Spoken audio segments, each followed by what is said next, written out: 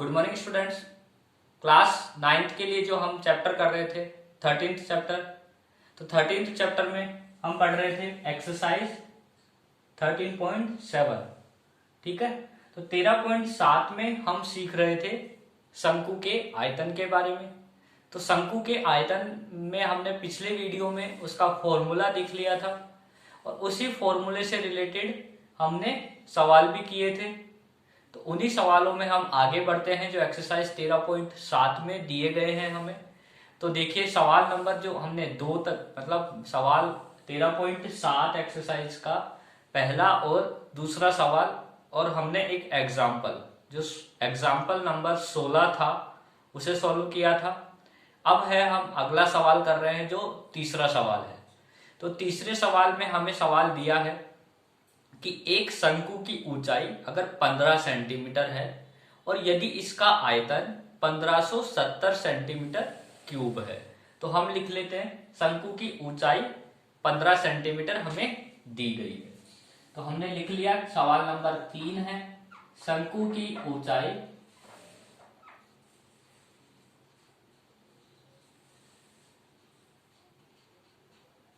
ऊंचाई हमें दी है 15 सेंटीमीटर। ठीक है, इसके अलावा हमें दिया है इसका आयतन, जो आयतन है वो है 1570 सेंटीमीटर क्यूब। तो हम लिख लेते हैं आयतन के बारे में। तो आयतन हमें दिया है 1570 सेंटीमीटर क्यूब। ठीक है, 1570 सेंटीमीटर क्यूब। अब इसके आधार की त्रिज्या हमें ज्ञात करनी है। ये हमें सवाल में पूछा है कि क्या ज्ञात करना है। ऊंचाई अगर 15 सेंटीमीटर हो, आयतन अगर 1570 सेंटीमीटर है, तब आप क्या ज्ञात कीजिए, त्रिज्या ज्ञात कीजिए। तो हम लिख लेते हैं सबसे पहले कि आयतन बराबर 1570 सेंटीमीटर। तो हम लिख लेते हैं यहां पर शंकु का आयतन बराबर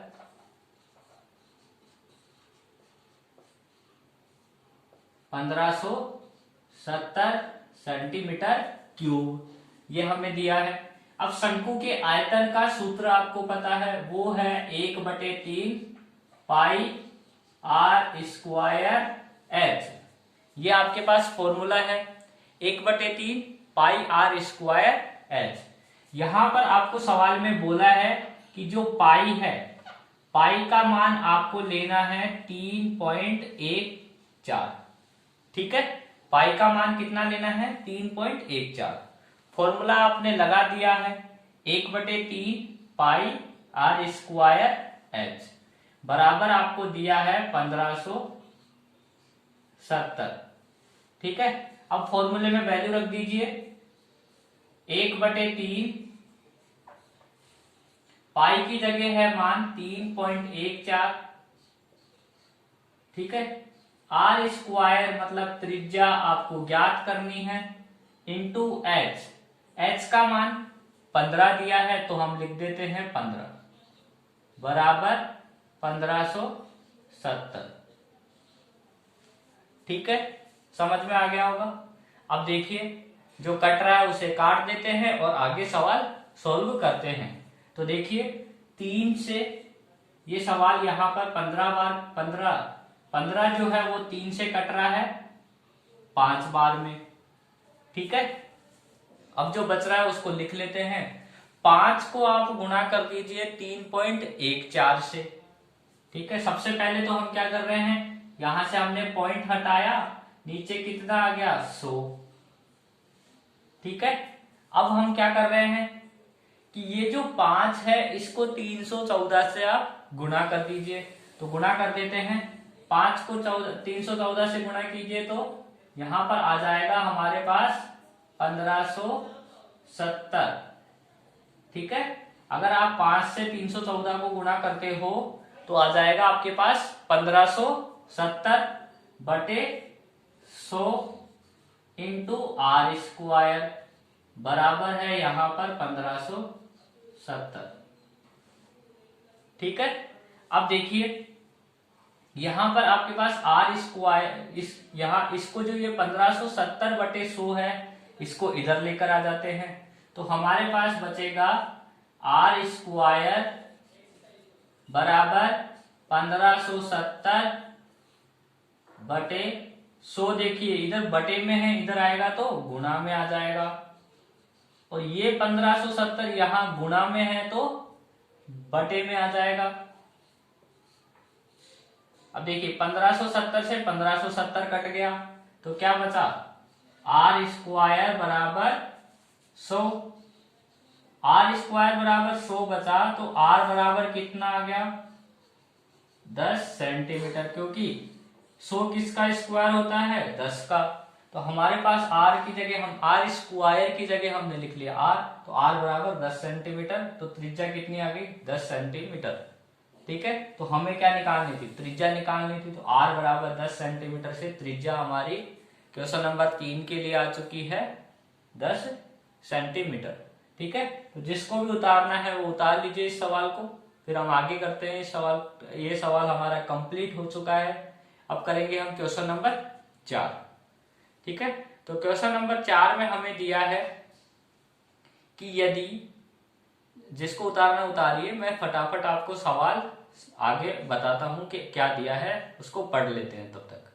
कि यदि 9 सेंटीमीटर ऊंचाई वाले एक लंबवर्तीय शंकु का आयतन आपको दिया है 48 पाई सेंटीमीटर क्यूब, तो इसके आधार का व्यास ज्ञात करो। अब आपसे यहां तो आपसे त्रिज्या पूछी थी, अब आपसे पूछ रहा है आधार का व्यास ज्ञात करो।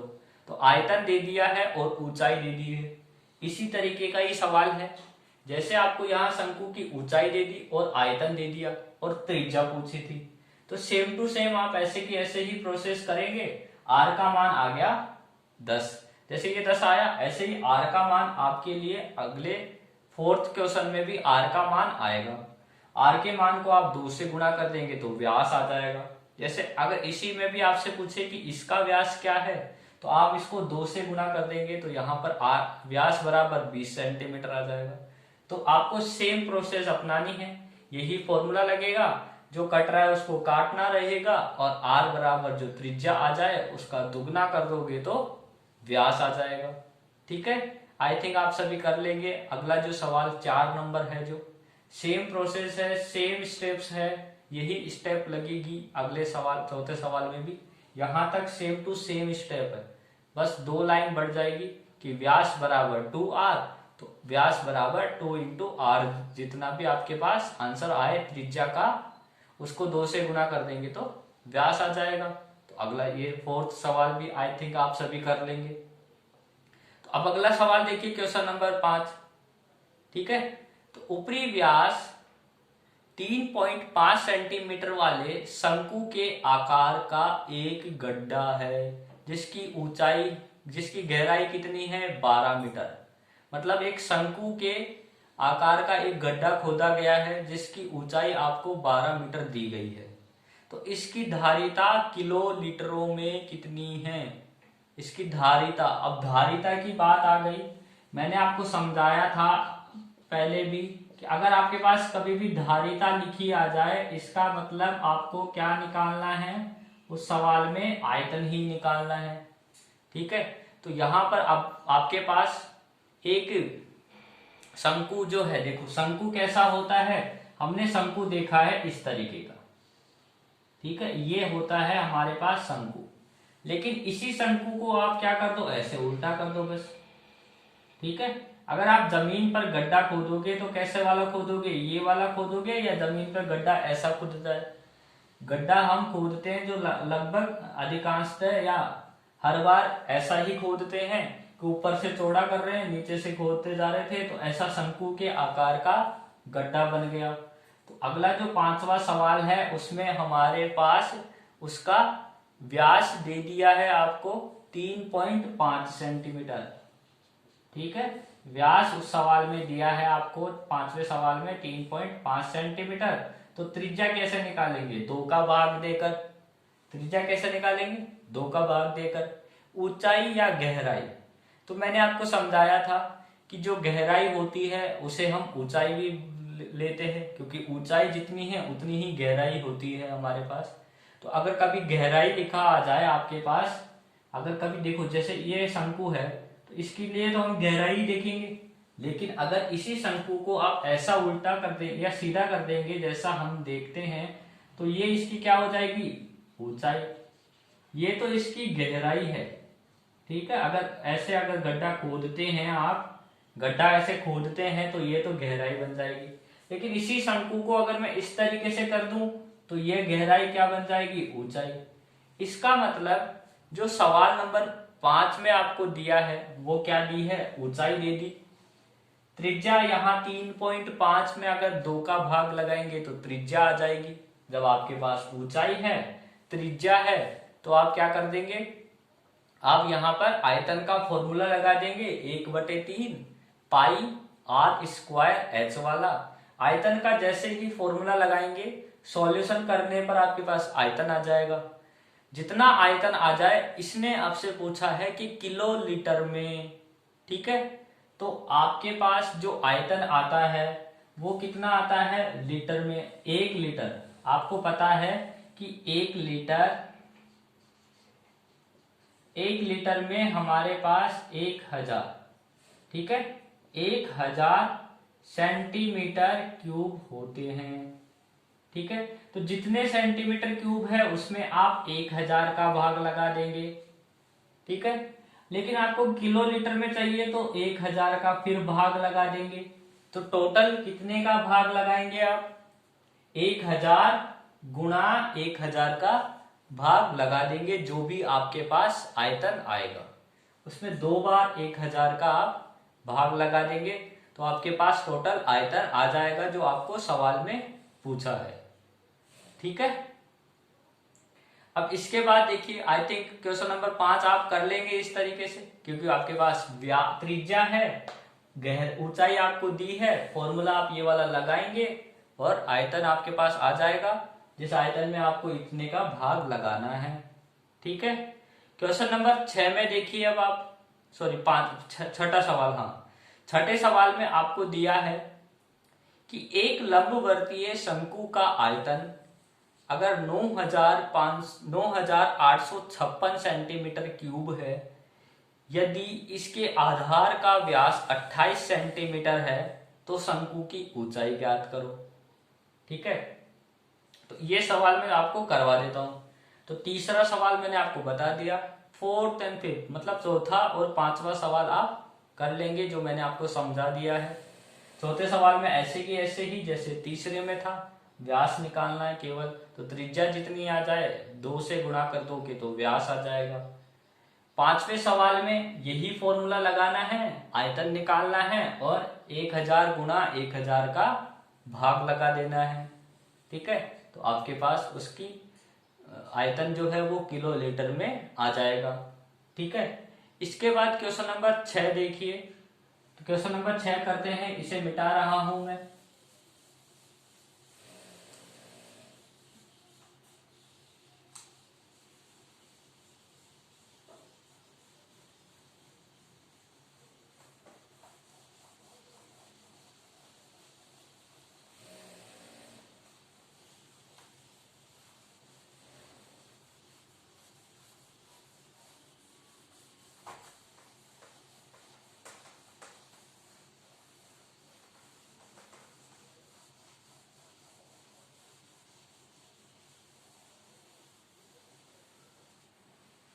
तो देखिए अब क्वेश्चन नंबर 6। क्वेश्चन नंबर 6 में हमें दिया है आयतन, जो दिया है 9856 सेंटीमीटर क्यूब। तो यहां हम लिख लेते हैं कि शंकु का आयतन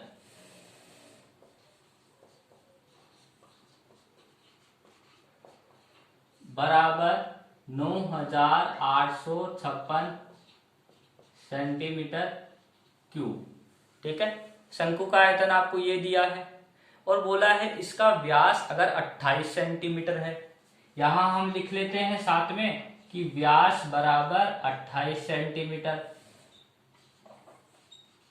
अब व्यास 28 सेंटीमीटर है तो त्रिज्या भी हम लिख सकते हैं कि त्रिज्या बराबर 28/2, जो कितनी आ जाएगी, 14 सेंटीमीटर, ठीक है। व्यास बराबर 28 सेंटीमीटर है तो त्रिज्या कितनी आ जाएगी, 14 सेंटीमीटर। ठीक है, शंकु का आयतन है 9856 सेंटीमीटर क्यूब, व्यास 28 सेंटीमीटर, त्रिज्या 14 सेंटीमीटर आपके पास आ गई। ठीक है, अब आपसे पूछा है शंकु की ऊंचाई ज्ञात करो। तो देखिए ऊंचाई हम ज्ञात करते हैं, तो हम सबसे पहले शंकु के आयतन से ऊंचाई ज्ञात करेंगे। तो फॉर्मूला है हमारे पास 1/3 पाई आर स्क्वायर एच बराबर 9856। ठीक है, यहां फॉर्मूले में वैल्यू रख देते हैं कि 1/3 पाई मतलब 22/7, आर मतलब 14 गुणा 14 गुणा एच बराबर 9856। जो इसका पहला सवाल है वो कर रहे हैं हम। क्वेश्चन नंबर 6 में हमारे पास 3 सवाल पूछे गए हैं। पहले सवाल में हमसे ऊंचाई पूछ रहा है तो हम ऊंचाई निकालेंगे। दूसरे में आपसे त्रियक ऊंचाई एल का मान पूछ रहा है, वो भी निकालेंगे। तीसरे में आपसे शंकु का वक्र पृष्ठीय क्षेत्रफल पूछ रहा है, वो भी आप निकाल सकते हैं, मैं आपको निकाल के बता रहा हूं। तो पहले सवाल में हमने देख लिया 1/3 पाई का मान 22/7 गुणा आर स्क्वायर। आर मतलब त्रिज्या आपने 14 सेंटीमीटर निकाली, तो 14 गुणा 14 इंटू एच बराबर 9856।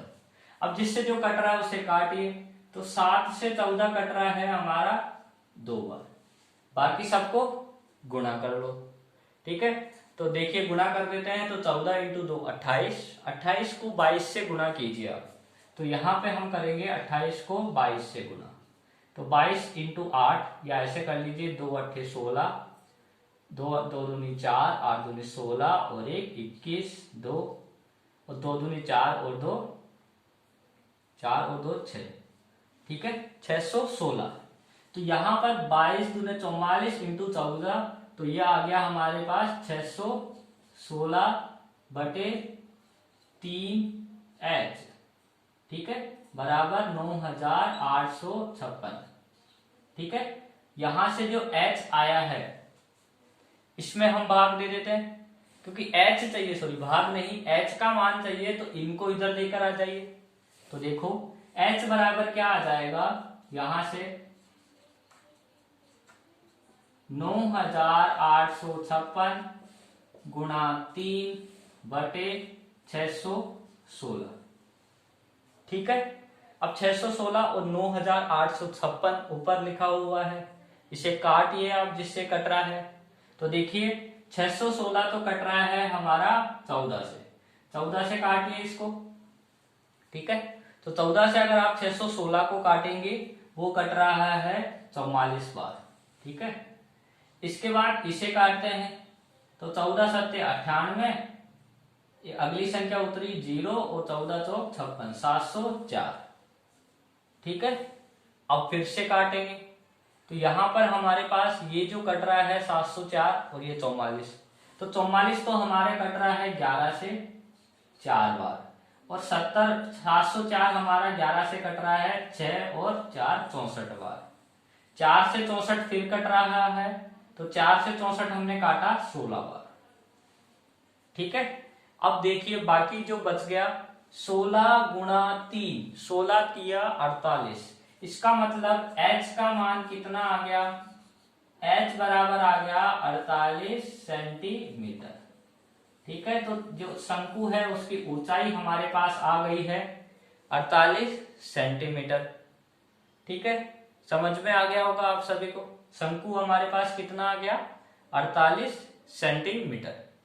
ठीक है, अब आगे देखिए आप, यहां तक तो आपको समझ में आ गया होगा ऊंचाई मैंने कैसे निकाली। अब आगे जो सवाल है वो मैं आपको समझा देता हूं, आपको करना है खुद को, क्योंकि इस तरीके के सवाल मैंने आपको कई करा दिए हैं, उनको आपको खुद ही सॉल्व करना है।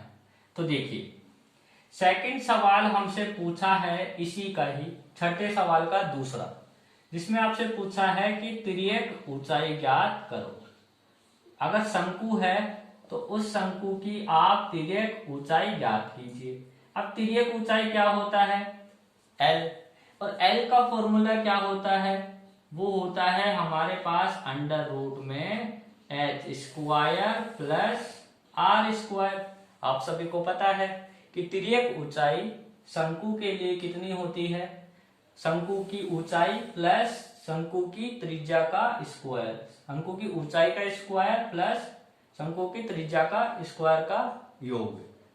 ठीक है, तो ये आपके पास ऊंचाई आपने निकाली 48 सेंटीमीटर, त्रिज्या आपने 40 सेंटीमीटर मतलब 14 सेंटीमीटर निकाल ली। दोनों का स्क्वायर करना है और आपको आंसर निकालना है। तो आई थिंक आप सभी निकाल लेंगे एल का मान। तीसरा हमें निकालना है शंकु का वक्र पृष्ठ, शंकु का वक्र पृष्ठीय क्षेत्रफल। ठीक है, शंकु के वक्र पृष्ठीय क्षेत्रफल का मान निकालना है। तो वो फॉर्मूला है हमारे पास पाई आर एल। पाई मतलब 22/7, आर का मान त्रिज्या 14 सेंटीमीटर, एल का मान आप इस फॉर्मूले से निकाल लेंगे आई थिंक आप सभी। ठीक है, तो देखो मैं निकाल के ही बता देता हूं, कोई कहेगा कि सर आप निकाल के नहीं दे रहे। तो देखिए निकालते हैं सबसे पहले सेकंड सवाल को। सेकंड सवाल के लिए त्रिज्या हमारे पास है, ऊंचाई हमारे पास है, तो हम लिख लेते हैं, इसको इधर बांट दिया अलग। एल बराबर अंडर रूट एच स्क्वायर मतलब 48 का स्क्वायर प्लस आर स्क्वायर त्रिज्या का स्क्वायर मतलब 14 का स्क्वायर। तो देखिए 48 का स्क्वायर कीजिए आप, तो वो आता है हमारे पास 2304। ठीक है, देखो मैं देखते ही सीधे ही लिख रहा हूं, आपको भी सिखाऊंगा कभी टाइम रहा तो, कि हम देखते ही किसी संख्या का स्क्वायर कैसे लिख देते हैं। कि मैंने 48 का स्क्वायर लिखा तो 48 का स्क्वायर कैसे लिख दिया, कभी सिखाएंगे आपको भी। ठीक है, मुझे भी याद नहीं था, मैंने भी अभी अभी निकाला है, तो एकदम सही आया है। 14 का स्क्वायर 196, ये हमको याद है। अब 2304 में 196 आप जोड़िए, तो देखो 2300 में 4 है, तो 4 को इधर जोड़े तो 200, और 23, अब देखो 2304 में से 4 हमने यहां जोड़ दिया, बच गया क्या 2300, तो 200 और 2300 2500। तो L बराबर आ गया अंडर रूट में 2500। ठीक है, अब L बराबर 2500 आ गया, तो L का मान अंडर रूट में 2500 है, तो वो कब आता है 50 होता है तब, क्योंकि 50 का स्क्वायर होता है 2500। तो 2500 का अंडर रूट क्या हो जाएगा 50। इसका मतलब L का मान कितना आ गया 50 सेंटीमीटर। ठीक है, तो त्रियक ऊंचाई आ गई आपके पास 50 सेंटीमीटर, ऊंचाई आपके पास आ गई 48 सेंटीमीटर। ठीक है, अब हम निकाल लेते हैं यहां पर शंकु का वक्र पृष्ठीय क्षेत्रफल। तो यहां लिख रहा हूं मैं तीसरे सवाल को। ठीक है, तो यहां हमारे पास आ गया शंकु का वक्र पृष्ठीय क्षेत्रफल। याद रखिए क्या लिखा है, वक्र पृष्ठीय क्षेत्रफल। फॉर्मूला है पाई आर एल। पाई मतलब 22/7, आर मतलब 14 सेंटीमीटर, एल मतलब 50। गुणा कर लीजिए, 7 से 14 को काटा तो 2 बार। ठीक है, अब गुणा कर दीजिए बस, 22 को 5 से गुणा किया तो 110, 1100, 1100 को 2 से गुणा किया तो 2200 सेंटीमीटर स्क्वायर। तो ये आ चुका है आपके पास तीसरा सवाल जो दिया है कि शंकु का वक्र पृष्ठीय क्षेत्रफल। हमने फॉर्मूला लगा दिया पाई आर एल, तो पाई मतलब 22/7 इंटू आर क्या था 14 सेंटीमीटर, एल है 50। 7 से 14 कटा 2 बार, 22 को मैंने पहले 50 से गुणा किया तो 1100 आता है, 1100 को 2 से गुणा किया तो 2200 सेंटीमीटर स्क्वायर इस शंकु का वक्र पृष्ठीय क्षेत्रफल आ गया है। ठीक है, तो अब देखिए हम अगला सवाल देखते हैं। अगला सवाल है क्या है हमारे पास, तो अगले सवाल से पहले आप इस सवाल को उतार लीजिए फटाफट से, जिसको भी उतारना है, वैसे इजी सवाल था। इजी ही सवाल था। अब अगला सवाल देखिए। अगला सवाल है हमारे पास क्वेश्चन नंबर 7।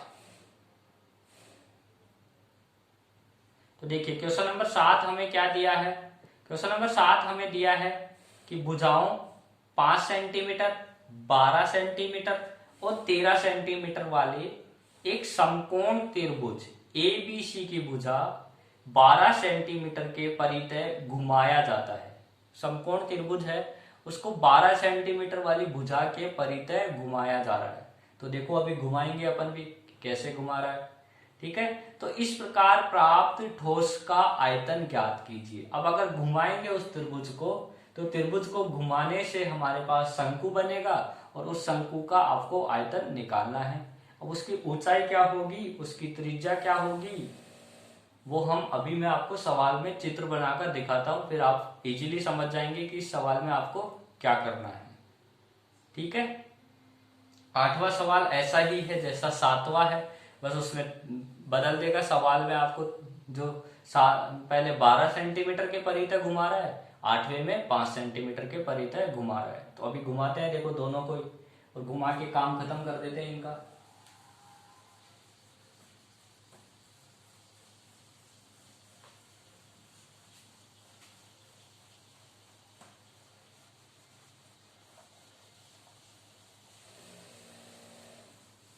क्वेश्चन नंबर 8, पहले 7वां चित्र बनाते हैं। चित्र से ही समझ में आएगा आपको इस सवाल में कि कैसे और किसको घुमाया जा रहा है, कहीं कहां पे घुमाया जा रहा है।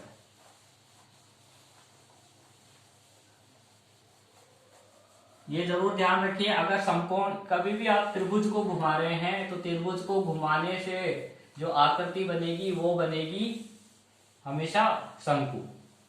ठीक है, किसी भी त्रिभुज को किसी भी भुजा के परितः अगर आप घुमाते हो, परितः मतलब उसके चारों तरफ, ठीक है, किसी भी भुजा के चारों तरफ आप घुमाते हैं तो जो आकृति बनती है वो बनेगी शंकु। तो देखो कैसे घुमा रहे हैं, घुमाते हैं।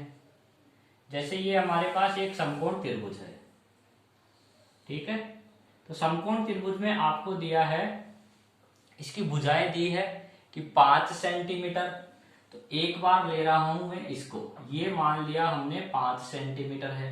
ये समकोण त्रिभुज में 12 सेंटीमीटर की भुजा, और समकोण त्रिभुज में सबसे बड़ी जो भुजा होती है वो कर्ण वाली भुजा होती है। ठीक है, इसको बोलते हैं हम कर्ण। ये होता है हमारा आधार, यहां लिख देता हूं, और ये जो है हमारे पास ये है लंब। ठीक है, तो लंब और आधार तो आप किसी भी सेंटीमीटर वाली भुजा को मान सकते हैं, लेकिन जो सबसे बड़ी भुजा है वो कर्ण वाली होती है, या जो ये तिरछी वाली भुजा है ये होती है। ठीक है, तो अब देखिए हम क्या कर रहे हैं। इसने कहा कि ये जो 12 सेंटीमीटर वाली भुजा है इसके परितः इस शंकु, इस त्रिभुज को हम ऐसे घुमा रहे हैं। जैसे ये यहां पर है तो इसको हम क्या कर रहे हैं, इस तरीके से यहाँ पे इसको कोने को रुका हुआ है और ऐसे घुमाते जा रहे हैं। ठीक है, कैसे घुमा रहे हैं, इसी तरीके से घुमा रहे हैं। ठीक है, यहाँ पे घूमता नहीं इसलिए मैंने ऊपर उठाया है। ये ऐसे अगर 12 सेंटीमीटर वाली भुजा वाला है तो इसको इस तरीके से ये घुमा रहा है। ठीक है, जैसे मान लीजिए यहाँ पे मैंने रोक लिया और ऐसे ही चारों तरफ इसको घुमा दिया। ठीक है, यहाँ रोक लिया और ऐसे ही चारों तरफ घुमा दिया। ठीक है, तो ऐसे अगर इसको चारों तरफ मैं घुमाऊंगा तो जो शंकु बनेगा वो हमारा ऐसा बनेगा कि ये तो रहेगी एक ऐसे भुजा, ठीक है, ये तो ऐसे भुजा रहेगी और इसके चारों तरफ, ठीक है, एक तो इधर, और ऐसे ही अगर ये भुजा देखो, इसको उठा के मैं इधर लेकर जाऊंगा, ये वाली जो भुजा इसको यहाँ पे तो मैंने सेंटर मान लिया और यहां से उठा के ऐसे घुमा रहा हूं। ठीक है, ऐसे चारों तरफ घुमा रहे हैं तो ये यहां से यहां जाएगा। ठीक है, तो ऐसे ही यहां से हम इसको लेके गए इधर। ठीक है, तो ये ऐसे घूम रहा है हमारे पास, इस तरीके से घूमेगा। ठीक है, समझ में आया किसी को, चित्र समझ में आ रहा होगा कि अगर मैं इसको यहां रखता हूं और इस तरीके से घुमाता हूं, ठीक है, ऐसे घुमा रहे हैं, इसको मैं यहां रखा और इसको ऐसे घुमा रहा हूं, ठीक है। देखो जगह वही रही है, सेंटर वाली जगह, सेंटर वाली जगह वही है, ठीक है। सेंटर तो यहीं पे है, ठीक है। ये वाली भुजा यहीं पर है, बाकी मैं इसको ऐसे घुमा रहा हूं, ठीक है। तो अगर ऐसे घुमाऊंगा तो देखो नीचे की तरफ ऐसे शंकु वाला बन जाएगा हमारे पास, शंकु वाला वृत्ताकार भाग बन जाएगा, ठीक है। तो देखिए इसका मतलब देखो ये 12 सेंटीमीटर वाला है, तो देखो इसको मैं इधर घुमाया तो 12 सेंटीमीटर यहां पे है, ठीक है। ऐसे ही 12 सेंटीमीटर इधर भी आ जाएगा, क्योंकि इसी त्रिभुज को उठाकर मैं इधर लेकर आ रहा हूं। यहां तक जो था उसी को उठा के मैं इधर लेकर आया, तो यहां पे है इसका ये वाला सेंटर, देखो ये वाला जो सेंटर है ये यहां पर है, ठीक है।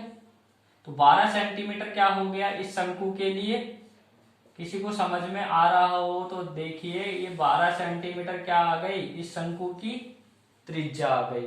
अब ऊंचाई की बात करें तो ये 5 सेंटीमीटर इधर ऊंचाई है, तो इधर भी 5 सेंटीमीटर ऊंचाई रहेगी, तो h का मान कितना आ गया, 5 सेंटीमीटर, ठीक है। समझ में आया कि अगर यहां मैं इसको सेंटर रखते हुए ऐसे घुमा रहा हूं, तो देखो ये तो थी 12 सेंटीमीटर वाली लाइन, तो देखो ऐसे ही बन रही है, ऐसे घुमा रहे हैं इसको, ठीक है। 12 सेंटीमीटर वाली भुजा के परितय घुमा रहे हैं चारों तरफ, परितय मतलब चारों तरफ ऐसे घुमा रहे हैं, ठीक है। तो शंकु बनेगा ऐसा, जिसकी त्रिज्या हो जाएगी 12 सेंटीमीटर और ऊंचाई कौन सी है, ये वाली जो भुजा है 5 सेंटीमीटर वाली भुजा, देखो तो h बराबर हो गया 5, त्रिज्या कितनी हो गई 12, ठीक है। समझ में आया। त्रिभुज को घुमाएंगे तो शंकु बनेगा, शंकु की जो त्रिज्या है वो कौन सी बनेगी, जिस भुजा के चारों तरफ आप घुमा रहे हैं, तो हम 12 सेंटीमीटर के परितय घुमा रहे हैं, तो त्रिज्या कितनी आ जाएगी 12। जिसको सेंटर मान के, मतलब इस लाइन को ऐसे मान के ऐसे घुमा रहे हैं चारों तरफ, तो क्या हो जाएगी ऊंचाई 5। समझ में आया, ऊंचाई 5 हो जाएगी, त्रिज्या 12 हो जाएगी, ठीक है। जब ऊंचाई आपके पास 5 है, त्रिज्या आपके पास 12 है, तो आप आयतन का फॉर्मूला इजीली लगा सकते हैं कि इस जो शंकु बनेगा ऐसे, इसके आयतन का फॉर्मूला ये वाला, बस वैल्यू रखनी है कि 1/3 22/7 और 12 गुणा 12 गुणा h कितना है 5। सॉल्व करें और आंसर आ जाएगा, ठीक है, इजी है। ऐसे ही 8वें सवाल में क्या करा है, तो 8वें सवाल में 12 की जगह 5 सेंटीमीटर के परितय घुमा दिया, ठीक है। तो जो शंकु ऐसा बना हुआ है वो शंकु 8वें सवाल के लिए इस तरीके का बना हुआ है, ठीक है। ये देखिए इस तरीके से शंकु बना हुआ है 8वें सवाल के लिए, क्योंकि हमने क्या किया, इसको 5 सेंटीमीटर के परितय घुमा दिया, ठीक है। तो 5 सेंटीमीटर तो भुजा, इसको ऐसे घुमा दिया, जैसे ये अभी हमने कैसे घुमाया था, इस तरीके से, मतलब देखो इसको 12 सेंटीमीटर वाले को ऐसे रखा और ऐसे घुमा रहे हैं, ठीक है, सेंटर एक जगह और ऐसे घुमाते जा रहे हैं। अब जबकि 5 वाले के लिए क्या करा कि यहां तक ये सेंटर ऐसे रहा और इसको ऐसे घुमा दिया, ठीक है, इस तरीके से ऐसे घुमा दिया, ठीक है। तो मतलब इसको इधर ऐसे घुमा रहे हैं, ठीक है, ऐसे घुमा रहे हैं, यहां रखा सेंटर और इसको इस तरीके से घुमाया जा रहा है, तो शंकु बनेगा ऐसे। तो ऊंचाई देखो, त्रिज्या कितनी आ गई, अब अगर 5 वाले से घुमाए तो r बराबर 5 और ऊंचाई h बराबर 12, ठीक है। तो जब 8वां सवाल करेंगे तो ऊंचाई 12, त्रिज्या 5, जब 7वां करेंगे तो त्रिज्या 12, ऊंचाई 5। समझ में आ गया होगा, 2 सवाल है, अलग अलग हैं, ठीक है। अब देखो आपसे 8वें में थोड़ा सा आगे और पूछ लिया, पहले तो देखो 7वें में भी आपको आयतन निकालना है, ऐसे ही इस वाले के लिए भी आपको यही फॉर्मूला लगाकर आयतन निकालना है, ठीक है। इसका जो आयतन आए और इसका जो आयतन आए उनका अनुपात भी निकालना है, तो मतलब एक दूसरे में भाग देना है, भाग देने पर जो कट रहा है उसको काटो और आयतन निकाल कर बता दीजिए, ठीक है। तो यह आयतन का अनुपात आ जाएगा। अब देखिए एक सवाल और बाकी है, उसको भी कर लेते हैं, काम खत्म 13.7 का। तो इसलिए देखो 9वां सवाल जो है, अगर थोड़ा वीडियो बड़ा बन रहा है तो कोई दिक्कत नहीं है, लास्ट सवाल बाकी है उसको कर लेते हैं।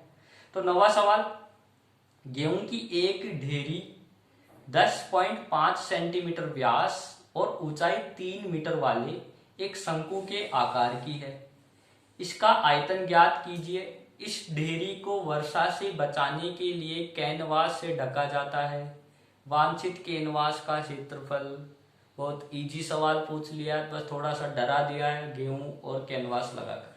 तो देखो कैसे करते हैं सवाल को, इसको कुछ नहीं है, एक बार आयतन का फॉर्मूला, आयतन में आपके पास ऊंचाई और त्रिज्या है तो एल निकालिए, एल निकालने के बाद पृष्ठीय क्षेत्रफल फॉर्मूला लगा दीजिए। ठीक है, तो देखो अब देखो गेहूं की बात कर रहे हैं तो थोड़ा गेहूं का एग्जांपल ले लेते हैं। तो देखिए क्या हो रहा है गेहूं की बात में। तो अगर जैसे मान लीजिए आप के घर पे आपने देखा होगा कि मम्मी अगर आपके होता है तो मम्मी क्या करती है, गेहूं साफ करती होगी आपके घर पे कभी भी। तो देखिए गेहूं साफ करते हैं तो उस टाइम क्या करते हैं कि गेहूं को किसी भी बर्तन में आप लीजिए और कैसे करते हैं, इसको ऊपर की तरफ से ऐसे तो धीरे धीरे गिराया जाता है। ऐसे करते हैं कि बर्तन में हमने गेहूं भर लिया और उसको थोड़ा ऊपर करके और इस तरीके से गिराया जाता है, ताकि जैसे वो नीचे गिर रहा है और सामने ही हम थोड़ा पंखा या कूलर वगैरह लगा देते हैं, तो जैसे जैसे वो गिरता जा रहा है, गिरते गिरते उसका जो धूल या जो कचरा सा आ जाता है वो तो निकलता जाएगा हवा की वजह से आगे, और हमारा साफ साफ थोड़ा थोड़ा साफ गेहूं यहाँ पर नीचे जमीन पर ढेरी बनती रहती है। ठीक है, जिसको क्या बोल रहे हैं, ढेरी। ठीक है, तो जैसे हम क्या करते हैं गेहूं को थोड़ा थोड़ा ऐसे नीचे गिराते हैं तो ढेरी बनती जाती है। तो वो कैसे बनेगी, जैसे मान लीजिए गेहूं आपने ऐसे गिराया तो ऐसे इकट्ठा हो जाता है। ठीक है, वो तो ऐसे इकट्ठा होता है वो। ठीक है, ढेरी ऐसे ही बनती है कि थोड़ी सी ऊंचाई की और चारों तरफ ऐसे फैल जाता है। ठीक है, ऐसे ही फैलता है चारों तरफ। ठीक है, ये ऐसे फैला दिया हमने, गेहूं की ढेरी बना दी। कोई ऐसा नहीं कहेगा गेहूं तो दिख ही नहीं रहा सर, गेहूं तो है ही नहीं, तो गेहूं ही मानना है अपने को। ठीक है, तो ये ऐसा बनता है गेहूं वाला ढेरी। ठीक है, अगर आप ऐसे कभी देखना, मम्मी से पूछना कि गेहूं साफ करते हैं तो एक बार साफ करके दिखाएगी मम्मी आपको कि किस तरीके से करते हैं गेहूं को साफ, थोड़ा सीख भी लीजिएगा। तो देखिए क्या कर रहे थे, ये ऐसे गेहूं की ढेरी बन गई। तो देखो कैसी आकृति बन रही है, तो इसकी आकृति अगर देखें तो ऐसी ही बन रही है, जो हमारे पास शंकु होता है उसकी तरीके की आकृति बन रही है। ठीक है, तो इस शंकु का हमारे पास ये जो गेहूं की ढेरी बनी, इसका व्यास कितना है वो आपको दिया है 10.5 सेंटीमीटर। ठीक है, इसका व्यास आपको कितना दिया है 10.5 सेंटीमीटर। तो ये जो गेहूं की ढेरी बनी साफ करने के बाद, इसका व्यास आपको दिया है 10.5 सेंटीमीटर। अब इसकी ढेरी की ऊंचाई कितनी बन रही है, वो है 3 मीटर। ठीक है, ये सेंटीमीटर नहीं है, ये मीटर में है। ठीक है, और ये जो गेहूं की ढेरी की जो ऊंचाई बन रही है, ये क्या है ऊंचाई, ये कितनी आ रही है, ये है हमारे पास 3 मीटर। ठीक है, गेहूं की ढेरी की जो ऊंचाई है वो 3 मीटर है। ठीक है, तो गेहूं की ढेरी हमने इकट्ठा कर ली, ऊंचाई आपके पास 3 मीटर, व्यास 10.5, तो त्रिज्या कितनी आ जाएगी 10.5/2। त्रिज्या कितनी आ जाएगी, व्यास में 2 का भाग लगा देंगे तो 10.5/2 त्रिज्या आ जाएगी। ठीक है, ऊंचाई 3 मीटर है, त्रिज्या 10.5/2 है। ठीक है सॉरी, तो आपके पास व्यास है, त्रिज्या आपने निकाल ली 10.5/2, ऊंचाई आपके पास 3 मीटर है, तो आयतन निकाल पाएंगे, क्योंकि आपको क्या क्या चाहिए आयतन निकालने के लिए, कि त्रिज्या हमारे पास होनी चाहिए जो 10.5/2 है, आयतन के लिए हमारे पास ऊंचाई भी होनी चाहिए सर, तो ऊंचाई भी आ चुकी है 3 मीटर। तो आयतन का formula 1/3 pi R square H, pi का मान 22/7, आर का मान 10.5/2, तो 10.5/2 गुना 10.5/2, क्योंकि r स्क्वायर है। h बराबर 3, तो 3 लगाएंगे, ठीक है। सॉरी, 3 लगाएंगे। 3 लगाना मतलब थप्पड़ नहीं लगाना किसी के, ठीक है। 3 यहाँ पे h की जगह 3 रखेंगे, ठीक है। अब देखिए आयतन आपके पास निकल गया।